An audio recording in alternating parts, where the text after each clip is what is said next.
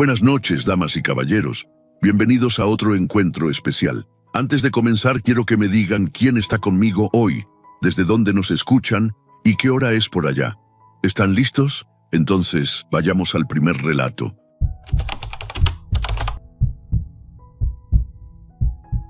Hola, Nero. Me llamo Sergio y vivo en Querétaro desde que tengo memoria. Lo que voy a contar pasó hace casi 2 años y todavía me cuesta hablarlo sin que se me cierre la garganta. Mi hermano menor se llama Andrés.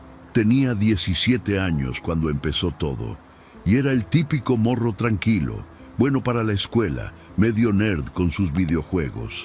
Vivíamos los 4 en una casa de 2 plantas en la colonia Carretas, con mis papás. Nada raro, nada que anunciara lo que se nos venía encima. Andrés y yo siempre fuimos muy unidos, aunque le llevo 7 años. Yo trabajaba en una agencia de publicidad por el centro, salía a las 9 de la noche casi siempre, y cuando llegaba a la casa, él me esperaba despierto para platicar tonterías. Le gustaba contarme de sus clases, de la chava que le gustaba, de los memes del día. Era un chamaco normal, sano, sin problemas de drogas ni nada parecido. Por eso, lo que pasó después no tenía ninguna explicación lógica para nosotros. Todo cambió un martes de octubre. Lo recuerdo bien porque ese día había llovido toda la tarde y la casa olía a humedad. Llegué como a las 9:30 de la noche y Andrés estaba sentado en el comedor, viendo fijamente la pared. No la tele, no su celular, la pared. Le dije qué hubo y no me contestó. Pensé que andaba enojado o le habían tronado con la chava, así que no insistí. Me fui a cenar lo que mi mamá había dejado y me dormí temprano. Al día siguiente seguía igual. No habló en el desayuno. No contestó cuando mi mamá le preguntó si quería más café, nomás movía la cabeza. Pero lo raro no era que estuviera callado, lo raro era cómo estaba callado. Tenía la cabeza ladeada, como cuando uno trata de escuchar algo lejano, una conversación detrás de una puerta. Mi papá lo regañó pensando que era una rebeldía de adolescente y Andrés ni lo volteó a ver. Solo seguía atento a algo que nosotros no oíamos. Mi mamá lo llevó al doctor el jueves. Le hicieron estudios de oído, hasta una resonancia, porque ella se asustó pensando que era un tumor o algo neurológico. Todo salió limpio, perfecto, ni una alteración. El doctor dijo que a lo mejor era estrés escolar o el inicio de una depresión y nos mandó con un psicólogo. Sacamos cita para la siguiente semana. Pero esa misma noche, cuando pasé por su cuarto rumbo al baño, lo escuché susurrando algo bajito, como rezando, pero no era ninguna oración que yo conociera. Me quedé parado afuera de su puerta como 2 minutos, tratando de entender qué decía. Repetía las mismas palabras en bucle, con la voz muy plana, sin entonación. Me acerqué más y alcancé a pegar la oreja a la madera. Decía, tengo que liberarlos, tengo que liberarlos, tengo que liberarlos. Sentí un escalofrío que me recorrió desde la nuca hasta los pies. Toqué la puerta para preguntarle qué onda, y de golpe se cayó. El silencio que vino después fue peor que cualquier grito. Los días siguientes, Andrés empezó a comportarse de una manera que ya no podíamos ignorar.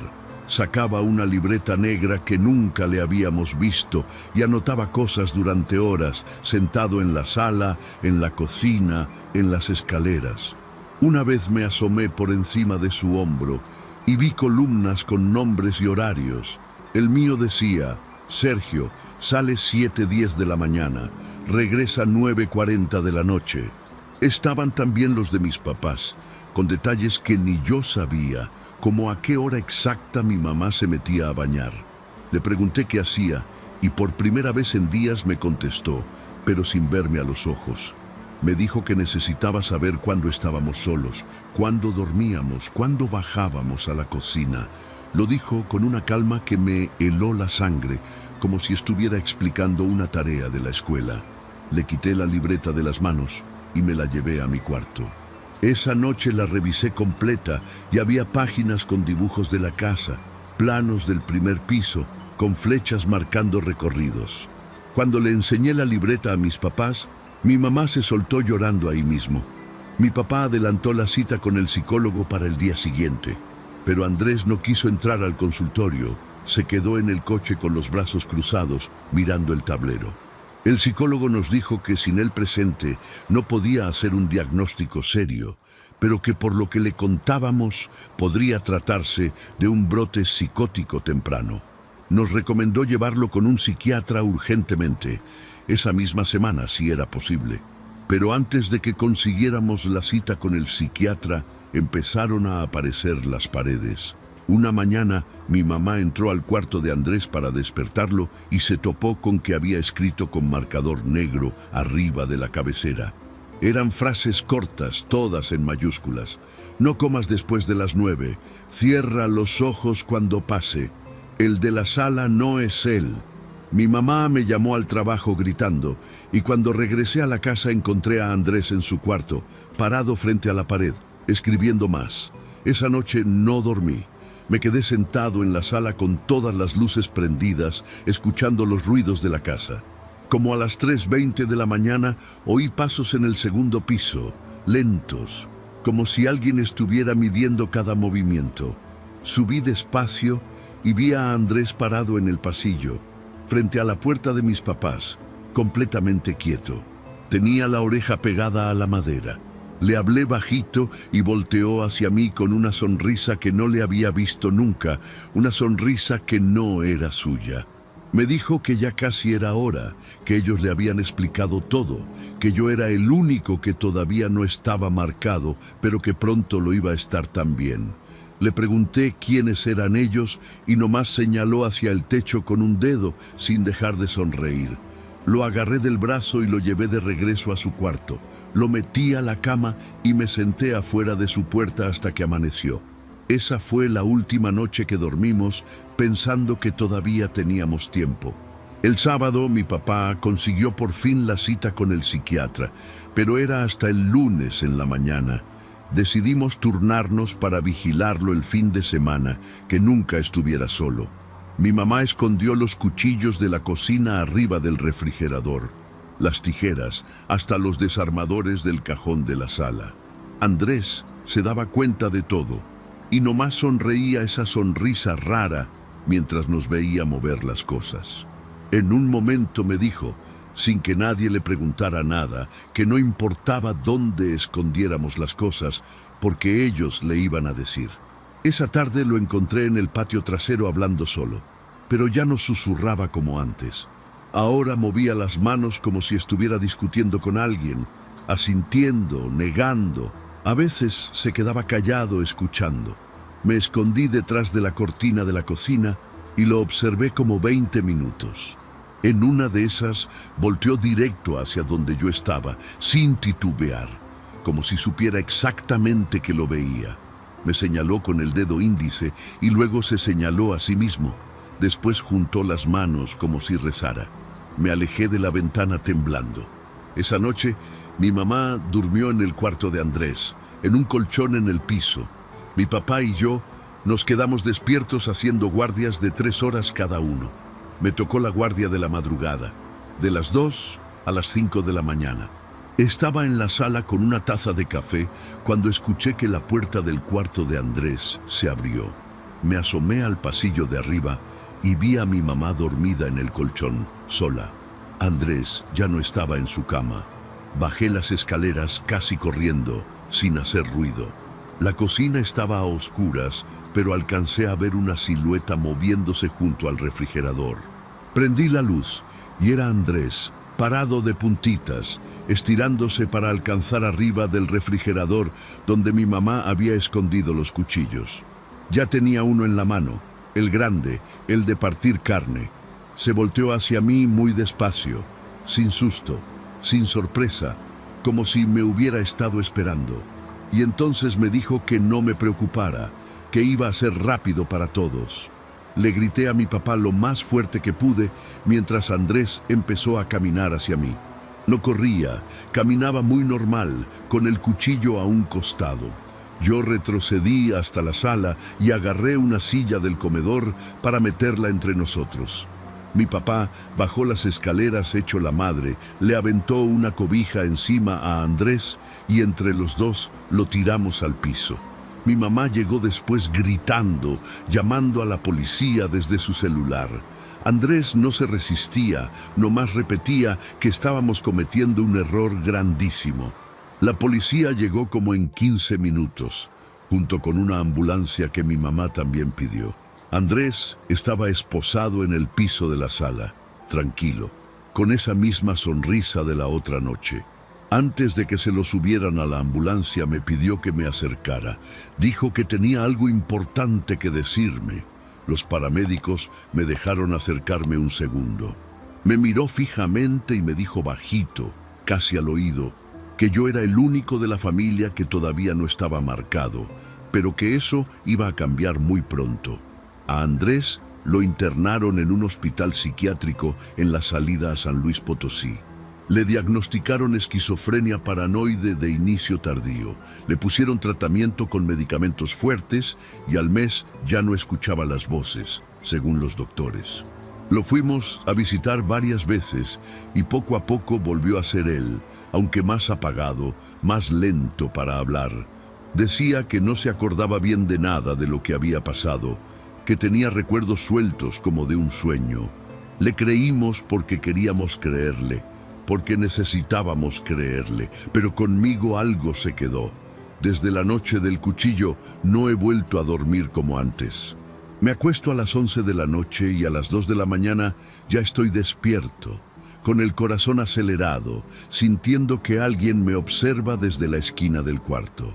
Fui con 2 doctores diferentes, me recetaron pastillas para dormir, hice terapia durante meses. Nada me funciona del todo. Duermo 4 horas en buena racha, 2 en las malas. Llevo así casi 2 años y ya me acostumbré a vivir cansado. Lo peor empezó como a los 6 meses después de lo de Andrés. Mi novia de entonces me grabó una noche sin que yo supiera, porque me había dicho que hablaba dormido y yo no le creía. Cuando me puso la grabación al día siguiente sentí que se me iba la sangre de la cara. Era mi voz, plana, sin entonación, repitiendo en bucle las mismas palabras que Andrés susurraba aquella vez detrás de su puerta. Tengo que liberarlos, tengo que liberarlos, tengo que liberarlos. Decenas de veces. Mi novia me dejó como 2 semanas después. Me dijo que la asustaba, que ya no era el mismo, que sentía que en la casa había algo raro cuando se quedaba conmigo. No la culpo. Empecé a notar que me pasaba también despierto, en momentos de distracción. Estaba en la oficina y de repente una compañera me preguntaba qué estaba diciendo y yo no me había dado cuenta de que estaba murmurando. Siempre lo mismo, siempre las palabras de mi hermano. Me cambié de chamba porque me daba vergüenza que me siguieran cachando. Andrés salió del hospital el año pasado y vive medicado, estable, en la casa con mis papás. Trabaja medio tiempo en una papelería y casi no sale. Cuando lo veo en las comidas familiares, evita mirarme directamente, como si supiera algo que no me quiere decir. Una vez, hace unos meses, lo agarré viéndome desde el otro lado de la mesa con una expresión rara, mezcla de tristeza y de algo más. Le pregunté qué pasaba y me dijo que ya me había marcado a mí también, esa última noche con la mirada. No sé si creerle o si fue otro brote que no quiso reportarle a su doctor. No sé si lo que repito sin darme cuenta es trauma, es herencia genética de lo mismo que le pasó a él, o es algo peor que no tiene nombre en ningún libro de medicina. Lo que sí sé es que ya no me asomo a las esquinas oscuras de mi cuarto en la madrugada, porque la última vez que lo hice, hace 3 semanas, alcancé a ver algo que me sonreía de regreso.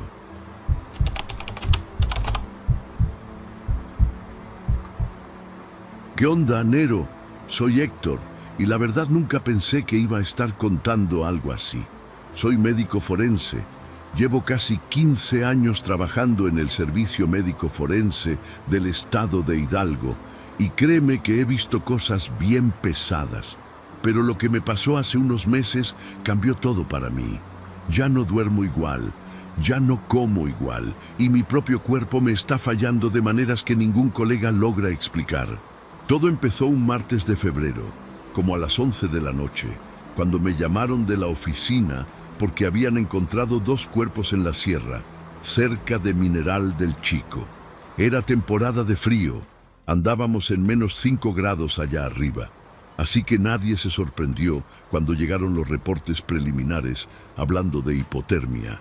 Manejé hasta el anfiteatro con mi termo de café, pensando que sería una noche larga pero rutinaria, como tantas otras. Cuando llegué, mi asistente Ramiro ya tenía los cuerpos sobre las planchas, 2 hombres adultos, vestidos con ropa de campo. La piel estaba pálida, azulosa en las extremidades. Todo cuadraba con muerte por exposición al frío. Sin embargo, había algo raro en los ojos de Ramiro cuando me miró. Me dijo que mejor abriera yo, que él prefería no estar ahí. En ese momento me reí. Le dije que se aguantara, que para eso le pagaban. Empecé con el primer cuerpo. Hice la incisión en I, como siempre, y lo que vi por dentro me dejó frío. Los órganos estaban literalmente cocidos, negro, como si los hubieran metido en una olla hirviendo. El hígado deshecho, los pulmones grises, el corazón con tejido reventado por dentro. Pero la piel afuera seguía helada, congelada incluso. Eso no tiene ningún sentido médico. No existe forma natural de que un cuerpo se congele por fuera y se hierva por dentro al mismo tiempo. Abrí el segundo cuerpo pensando que algo se me estaba escapando, alguna explicación lógica, pero estaba igual de jodido. Mismos órganos cocidos, misma piel congelada. Ramiro nomás se persignó y salió a fumar afuera. Yo me quedé ahí solo, con los guantes manchados, mirando esos cuerpos sin entender nada. Llamé a mi jefe, le mandé fotos, le dije que necesitábamos toxicología urgente, que esto no era hipotermia común y corriente. Como a las 2:30 de la madrugada, cuando ya estaba cerrando todo para irme a descansar a la sala de guardia, el celador llegó corriendo. Me dijo que acababa de llegar otro cuerpo, que lo habían dejado los paramédicos sin papelería completa y que necesitaba que lo revisara antes de meterlo al refrigerador. Le dije que lo dejara para mañana, pero insistió. Dijo que tenía algo que yo tenía que ver. Lo seguí sin imaginar lo que me esperaba en ese pasillo. El cuerpo estaba sobre una camilla en el pasillo, cubierto con una sábana verde de las que usamos siempre. El celador me dijo que lo habían encontrado tirado en la carretera federal, sin identificación, sin testigos, sin nada. Levanté la sábana esperando otro caso más, pero cuando vi el pecho de aquel hombre, se me cortó la respiración de golpe. Tenía un tatuaje fresco, de tinta negra todavía con costra, que decía claramente mi nombre completo: Héctor Manuel Rivera Solís. Me quedé parado como tonto, con la sábana en la mano, sintiendo cómo el corazón se me iba a la garganta. Pensé que era una broma pesada de alguien, quizás un colega que quería asustarme. Le pregunté al celador quién había traído el cuerpo, pero me dijo que los paramédicos ya se habían ido, que ni siquiera firmaron el ingreso. Revisé el rostro del difunto, no lo conocía. Era un señor de unos 50 años, moreno, con barba canosa, completamente extraño para mí. Lo metí al cajón número 7 del refrigerador porque ya no aguantaba más esa noche. Le dije a Ramiro que mejor descansara, que yo me iría a mi casa. Pero antes de salir, algo me jaló a regresar y abrir otra vez ese cajón. No sé por qué lo hice. Fue como un impulso bien raro. Cuando deslicé la plancha hacia afuera, decidí hacer la autopsia ahí mismo, a las 4 de la mañana, solo, sin asistente, sin testigos. Hice la incisión y descubrí exactamente lo mismo que en los otros 2 cuerpos. Órganos hervidos por dentro, piel fría por fuera. Pero este tenía algo todavía más raro. El corazón estaba intacto, perfectamente sano, latiendo apenas perceptiblemente cuando lo toqué con el guante. Pegué un brinco hacia atrás, tiré el bisturí al suelo. Volví a acercarme y le puse el estetoscopio. Nada. Silencio total. Pensé que estaba alucinando del cansancio, del estrés, del miedo. Cerré el cuerpo con suturas rápidas y lo guardé otra vez en el cajón 7. Me fui a mi casa manejando con las manos temblando. Llegué a las 5:30 de la mañana. No pude dormir nada. A las 9 regresé al anfiteatro y le pedí a Ramiro que me ayudara a sacar el cuerpo del cajón 7 para terminar el reporte. Cuando él jaló la palanca, el cajón no abrió. Estaba completamente trabado, como si algo lo estuviera deteniendo por dentro. Probamos con la llave maestra, con palanca, con todo. Ramiro empezó a sudar frío y se negó a seguir intentando. Entonces yo agarré la manija con las 2 manos y apenas la rocé, el cajón se abrió suavecito, sin resistencia ninguna. Ramiro me miró espantado. Dijo que él había estado jalando con todas sus fuerzas. Yo nomás tragué saliva. Ese día comprobé algo bien feo. Solamente yo podía abrir ese cajón, nadie más, ni con palancas ni con llaves de emergencia. Durante los siguientes 4 días, viví una pesadilla que nadie me creía. Cada mañana llegaba al anfiteatro y revisaba el cajón 7 antes que cualquier otra cosa. El cuerpo seguía ahí, pero algo cambiaba siempre. Primero fueron las uñas, que crecieron como 2 centímetros en una sola noche. Después el cabello, que también creció anormalmente rápido. Ramiro renunció al 3er día. Me dijo llorando que ya no podía con esto, que perdonara, pero su familia era primero. El 4.º día llegué a las 7 de la mañana y cuando abrí el cajón, el pecho del cuerpo se estaba moviendo. Subía y bajaba lentamente, como si estuviera respirando. Nero.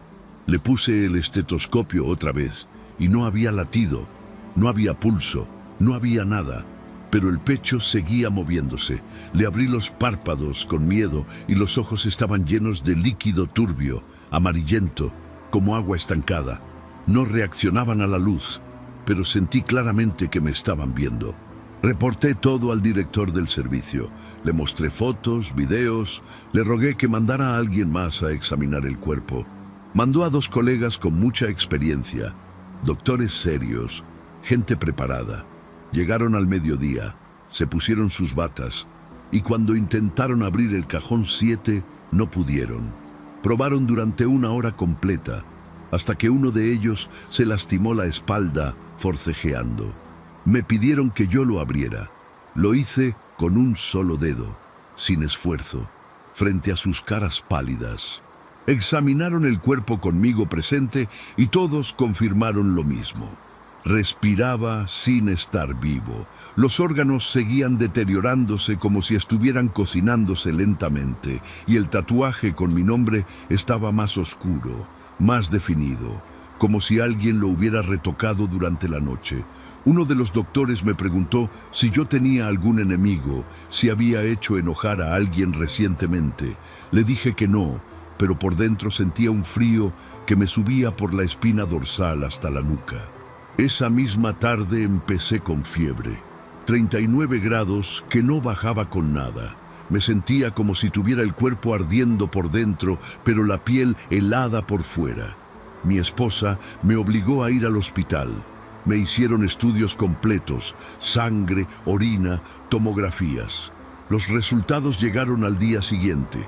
Mi hígado mostraba daños tempranos, mis riñones también, y mis pulmones tenían áreas extrañas que el radiólogo describió textualmente como tejido en proceso de cocción.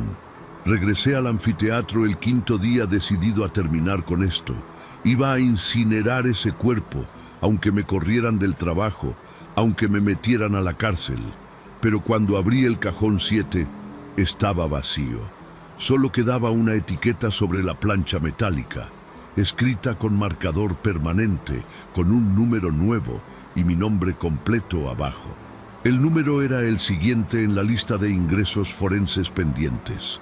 Entendí en ese segundo exactamente lo que significaba eso. Salí corriendo del anfiteatro con la etiqueta en la mano. Manejé hasta mi casa como loco, sin respetar semáforos ni nada. Le conté todo a mi esposa, le mostré la etiqueta con mi nombre, le enseñé las fotos del cuerpo, los videos. Ella primero pensó que estaba enloqueciendo por el estrés, pero cuando vio mi cara, cuando me tocó la frente ardiendo, entendió que algo grave estaba pasando. Esa misma noche empacamos maletas y nos fuimos a casa de su hermana en Pachuca. Durante 3 semanas intenté buscar respuestas en todos lados.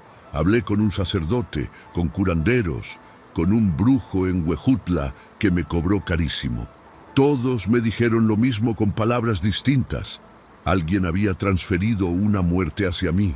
Alguien había usado esos cuerpos como puente para pasarme el daño. El brujo me explicó que esas 2 primeras víctimas en la sierra eran personas que ya habían sido marcadas igual que yo, y que el tercer cuerpo era el mensajero. Los médicos del hospital regional me siguieron haciendo estudios cada semana. Mi deterioro era constante pero lento, como si el proceso que había visto en aquellos cuerpos se estuviera ejecutando en mí, pero en cámara lenta. El hígado cada vez peor, los riñones funcionando al 60%, los pulmones con manchas que crecían milímetro por milímetro. Ningún tratamiento funcionaba. Los antibióticos no servían, los antivirales tampoco, los corticoides menos. La fiebre nunca bajaba completamente. Oscilaba entre 38 y 39 grados constantes. Renuncié al servicio forense el mes pasado. No podía regresar a ese edificio, no podía ni pasar cerca. Mi jefe me pidió que firmara un acuerdo de confidencialidad y aceptó mi renuncia sin pedir explicaciones. Después supe por un colega que el cajón 7 fue clausurado con soldadura, que nadie volvió a abrirlo y que 2 empleados nuevos renunciaron asegurando haber escuchado respiración saliendo de ese refrigerador durante las guardias nocturnas. Yo nunca regresé a confirmarlo, pero les creo absolutamente cada palabra. Hoy peso 23 kilos menos que en febrero. Camino con bastón porque mis piernas se cansan demasiado rápido. Como purés porque mi estómago ya no procesa alimentos sólidos. Los doctores en la Ciudad de México me dieron entre 6 meses y 1 año de vida, dependiendo de cómo siga avanzando este deterioro inexplicable que ninguno entiende. Mi expediente médico ya pasó por 5 especialistas distintos y todos coinciden en que mi cuerpo se está cocinando por dentro, despacio, sin causa aparente. Acepté lo que me toca, Nero, no me queda otra. Ya hablé con mi esposa, ya organicé mis papeles, ya me despedí de mis hijos sin que ellos sepan que me estoy despidiendo. Pero quería que alguien escuchara esto antes, que quedara registrado en algún lado, porque sé perfectamente cómo va a terminar la historia. Cuando llegue mi turno, alguien va a encontrar mi cuerpo helado por fuera, hervido por dentro, y otro forense va a abrir un cajón con el siguiente nombre tatuado. Si te está gustando el video, échame la mano con un gracias o hazte miembro del canal. Así me apoyas para seguir subiendo relatos de terror todos los días. Y como miembro, también recibes beneficios exclusivos. Ahora sí, vamos con el último relato.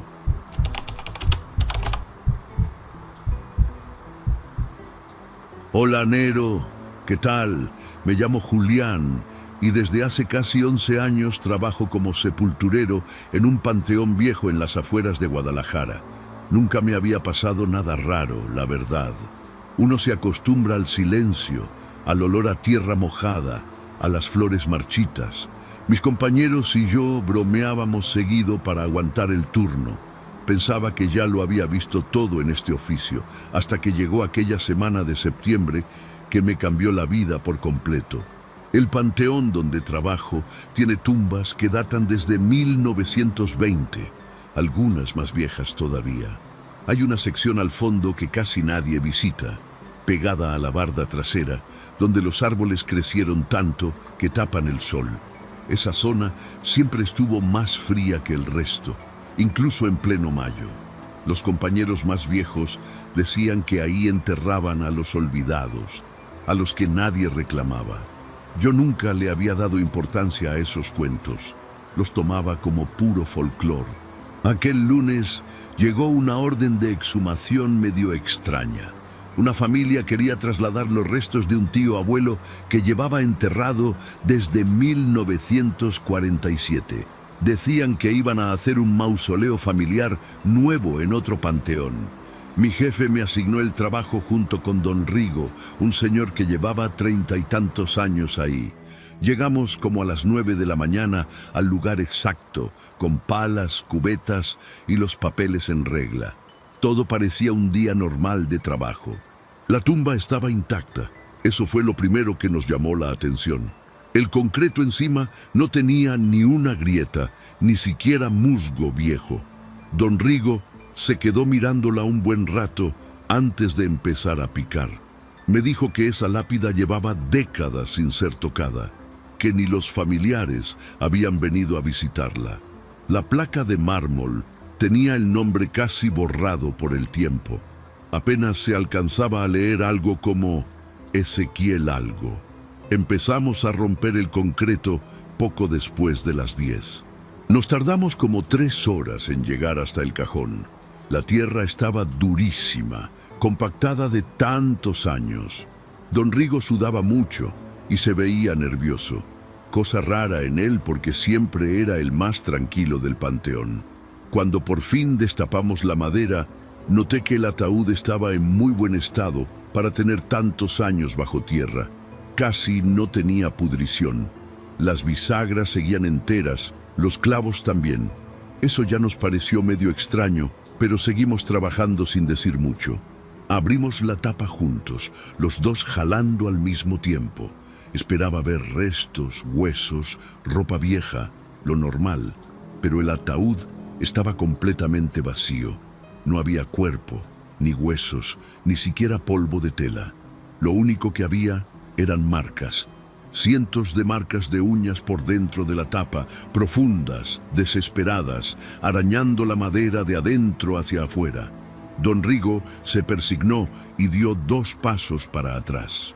Yo me quedé congelado viendo esas marcas, sin entender qué chingados había pasado ahí dentro. Esa noche no pude dormir bien. Cada vez que cerraba los ojos, veía las marcas de uñas en la madera, esas líneas profundas que solo pueden hacerse con una desesperación que ni quiero imaginar. Mi esposa me preguntó qué tenía y le inventé que andaba cansado del trabajo. No le quise contar nada porque ella es bien impresionable y luego no me iba a dejar volver al panteón. Me la pasé dando vueltas en la cama hasta como las 4 de la mañana, pensando puras cosas raras. Al día siguiente regresé al trabajo medio crudo del desvelo. Don Rigo no fue. Mandó decir que estaba enfermo del estómago.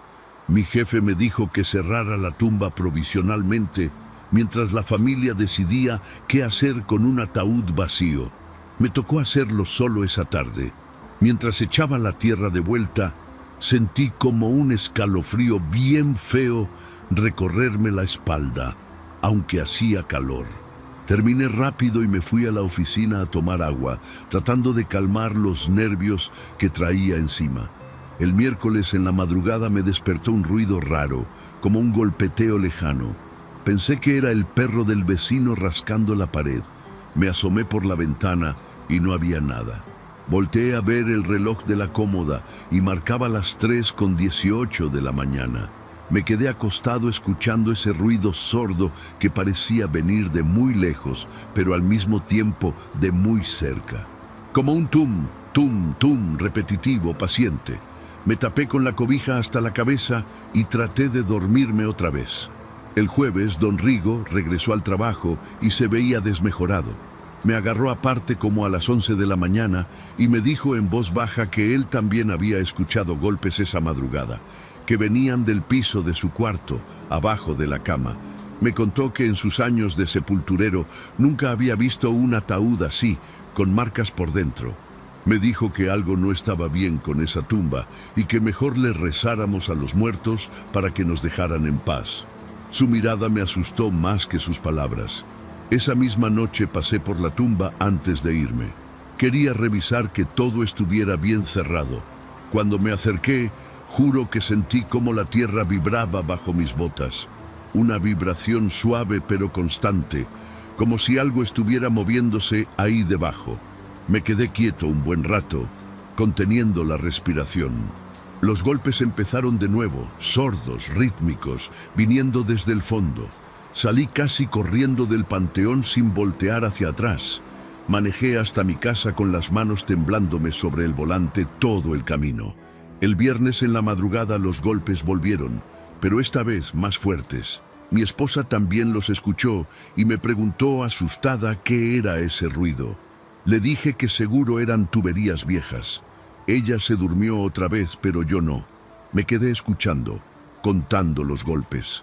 Eran exactamente cada 5 segundos, perfectos, como si algo midiera el tiempo.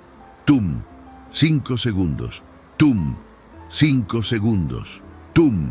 Decidí que esa misma noche del sábado iba a regresar al panteón solo para destapar la tumba otra vez. Tenía que saber qué chingados estaba pasando. El sábado en la noche le dije a mi esposa que iba a cubrir un turno extra. Llegué al panteón como a las 11:30, con una lámpara de mano, una pala y un poco de aguardiente para los nervios. El lugar estaba completamente solo, oscuro como boca de lobo. Solo se escuchaban los grillos y el viento moviendo las ramas de los árboles viejos. Caminé hasta el fondo, donde estaba la tumba, sintiendo cómo me temblaban las piernas con cada paso que daba sobre la tierra suelta.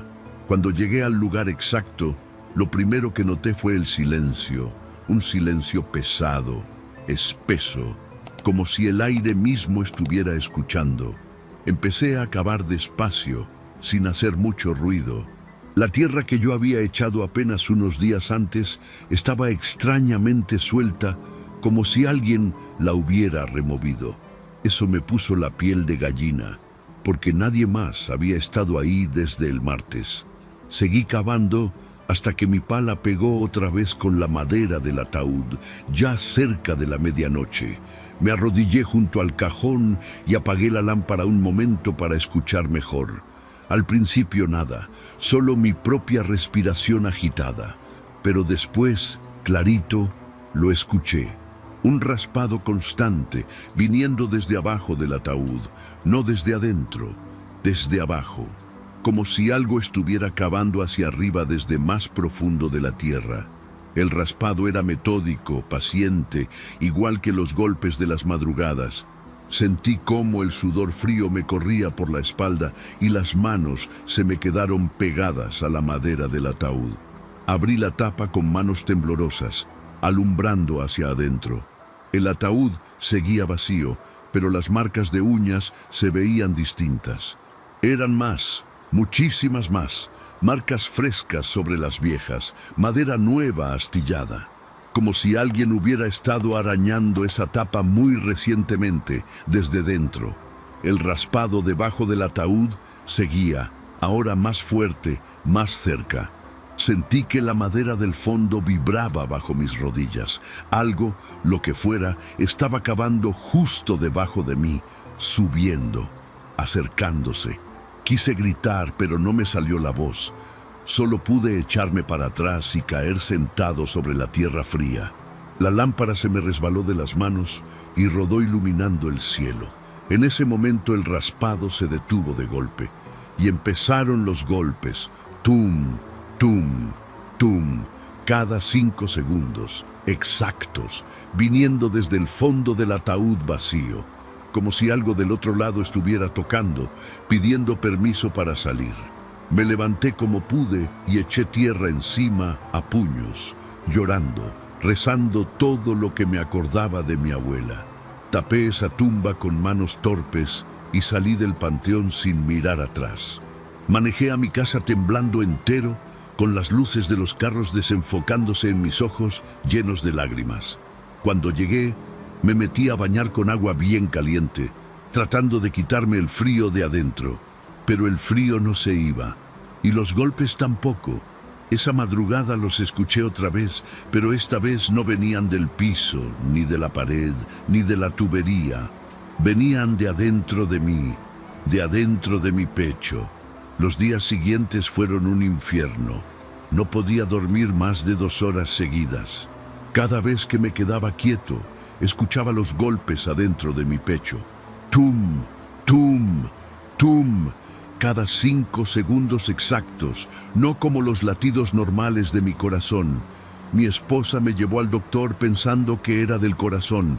Me hicieron electrocardiograma, análisis, de todo. Todo salió normal. El doctor dijo que era estrés, ansiedad, que me tomara unas pastillas y descansara. Pero yo sabía que no era eso. Sabía que algo más estaba pasando. Don Rigo no regresó al trabajo nunca más. Me enteré después por mi jefe que lo encontraron muerto en su casa el lunes siguiente. Infarto fulminante, dijeron. Tenía 62 años. Cuando fui a su velorio, su esposa me agarró del brazo y me dijo bajito al oído que en los últimos días él se quejaba de escuchar golpes. Golpes que venían desde adentro de su propio pecho. Me solté llorando ahí mismo, frente al ataúd cerrado, sin poder explicarle nada a nadie de lo que sabía. Empecé a sentir vibraciones bajo cualquier superficie donde me parara. En la cocina, en el baño, hasta en el coche cuando manejaba. La tierra parecía respirar bajo mis pies todo el tiempo. Mi esposa me veía raro. Me preguntaba qué tenía. Yo nomás le decía que estaba cansado. Bajé como 8 kilos en 2 semanas. Las ojeras se me marcaron tan feo que la gente del trabajo me preguntaba si estaba enfermo. Renuncié al panteón el último día de septiembre. No aguanté más estar cerca de esa tumba. Una noche, ya como a las 2:30 de la mañana, me levanté a tomar agua. Cuando pasé frente al espejo del baño me detuve a verme. Tenía la cara pálida, los ojos hundidos. Y entonces lo vi. Debajo de la piel de mi pecho, justo arriba del corazón, algo se movía. Una protuberancia pequeña que aparecía y desaparecía con cada golpe. Tum, aparecía. Tum, desaparecía. Como si algo estuviera empujando desde adentro, tratando de salir hacia afuera, igual que aquellas uñas en la madera vieja. Fui al hospital esa misma madrugada. Los doctores me hicieron radiografías, ultrasonidos, resonancia magnética. No encontraron nada, absolutamente nada anormal. Me dijeron que probablemente era una contractura muscular por el estrés. Me dieron tranquilizantes fuertes y me mandaron a la casa. Esa noche dormí por primera vez en semanas, drogado con las pastillas. Pero en mis sueños escuchaba el raspado constante de algo cavando hacia arriba, acercándose. Esta vez no venía de una tumba, venía desde dentro de mis huesos, subiendo. De eso ya pasaron casi 3 meses. Tomo las pastillas todos los días, 2 veces al día. Los golpes siguen ahí, pero más suaves, más lejanos. A veces creo que se van, pero regresan siempre.